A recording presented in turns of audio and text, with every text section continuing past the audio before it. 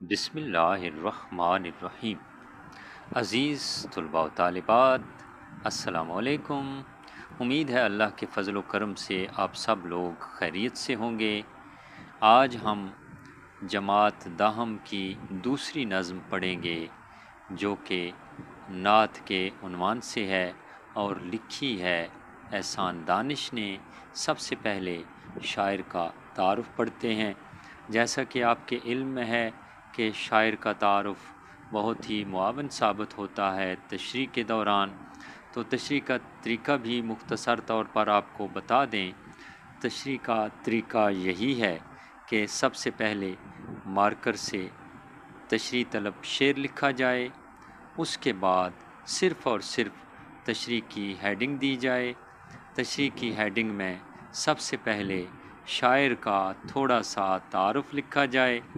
شاعر کا تعارف اسی غرض سے ہم پڑھ رہے ہیں۔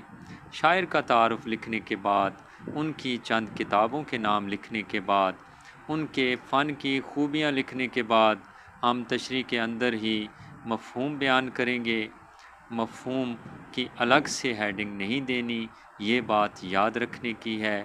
مفہوم بیان کرنے کے بعد ہم تشریح بیان کریں گے اور تشریح لکھتے ہوئے درمیان میں مارکر کے ساتھ مختلف قسم کے حوالہ جات ہم لکھیں گے۔ حوالہ جات میں حوالہ جاتی شعر بھی لکھا جا سکتا ہے، آیت کا ترجمہ یا مفہوم بھی لکھا جا سکتا ہے، حدیث کا ترجمہ یا مفہوم بھی لکھا جا سکتا ہے۔ اس کے علاوہ ہم بین الاقوامی سچائی یا کسی کا قول بھی لکھ سکتے ہیں۔ بڑھتے ہیں شاعر کے تعارف کی طرف۔ احسان الحق نام اور دانش تخلص تھا۔ احسان دانش کے قلمی نام سے مشہور ہوئے۔ کاندلہ ضلع مظفر نگر یوپی میں پیدا ہوئے۔ والد کی مالی حالت ناگفتہ بے تھی۔ عربی اور فارسی حافظ محمد مصطفیٰ سے پڑھی۔ سکول میں صرف چند جماعتیں پڑھ سکے اور غربت کی وجہ سے تعلیم کا سلسلہ منقطع کرنا پڑا، یعنی ختم کرنا پڑا۔ بچپن ہی سے محنت مزدوری کرنے لگے۔ مزدوری کرنے لاہور آئے تو اینٹیں ڈھوئیں، معماری کی یعنی مستری کا کام بھی کیا، چوکیداری کرتے رہے، چپراسی اور مالی بھی رہے۔ اس دوران میں لائبریریوں میں بھی جاتے رہے اور مطالعہ جاری رکھا۔ موزوں طبع تھے، یعنی مناسب طبیعت کے تھے۔ شعر گوئی کا شوق بھی تھا۔ قاضی محمد ذکی کی صحبت ملی تو شعر کہنے لگے۔ احسان دانش قادر الکلام شاعر تھے۔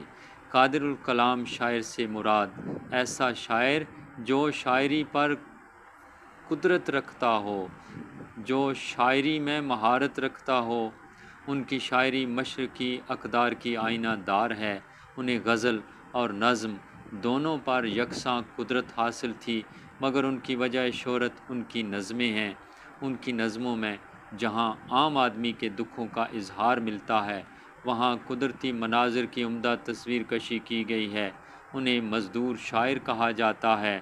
ان کی تصانیف میں حدیث زندگی، درد زندگی، نوائے کارگر، آتش خاموش، گورستان، زخم و مرہم اور شیرازہ شامل ہیں۔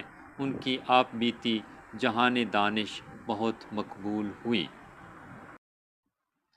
عزیز طلباء و طالبات، اب ہم نعت پڑھ لیتے ہیں۔ اس کے بعد آپ کو مشکل الفاظ کے معانی بتائیں گے تاکہ مفہوم واضح ہو سکے، اور پھر ہم اس کی تشریح کریں گے۔ تو بڑھتے ہیں نعت کی طرف۔ دو عالم کا امدادگار آ گیا ہے، امین آ گیا، غم گسار آ گیا ہے۔ غریبوں کی جان کو، یتیموں کے دل کو سکون ہو گیا ہے، قرار آ گیا ہے۔ اصول محبت ہے پیغام جس کا، وہ محبوب پروردگار آ گیا ہے۔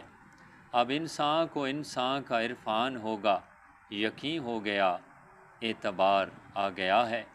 بجھے گا نہ جس کا چراغ محبت، وہ پیغمبر ذی وقار آ گیا ہے۔ زمانے کو اب اپنی منزل مبارک کہ ایک خضر صد رہ گزار آ گیا ہے۔ اب آپ کو اس کے مشکل الفاظ کے معنی بتائیں گے۔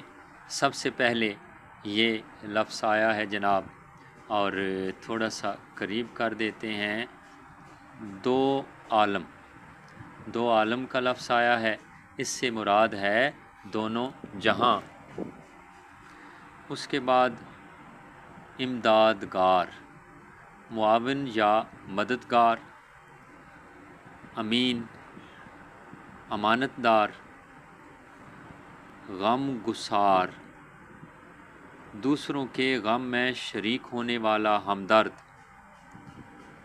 اور اس کے بعد قرار، قرار سے مراد ہے سکون، اور اصول محبت سے مراد ہے محبت کا اصول، اور محبوب پروردگار، اللہ تعالیٰ کا بہت ہی پیارا، اور عرفان، عرفان سے مراد ہے معرفت یا پہچان، اور اعتبار کا لفظ آیا ہے، اعتبار سے مراد ہے یقین، اور چراغ محبت، محبت کا چراغ، ذی وقار، بہت زیادہ عزت اور احترام والا، اور خضر صد رہ گزار، خضر صد رہ گزار سے مراد ہے ہر طرح سے رہنمائی کرنے والا۔